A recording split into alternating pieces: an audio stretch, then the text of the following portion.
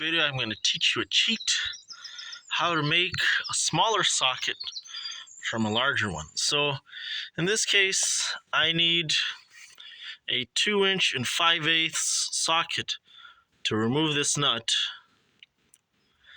but I only have a 2 7/8 socket.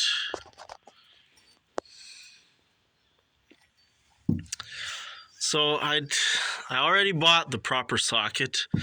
Not that I'm cheap, a little bit, but I bought the socket, but it's going to take at least 2 days to get here. I could go travel about an hour to the local store, big truck parts store, then an hour back, pay like $50 to get the right size. So 2 hours out of my time and then $50 plus gas.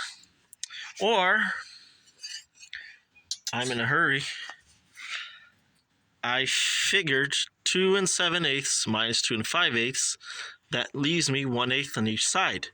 And this flat bar just happens to be 2 1/8 thick.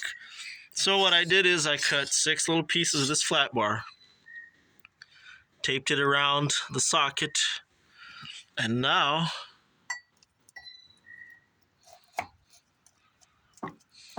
the socket fits in perfectly. That's our cheat of the day for you.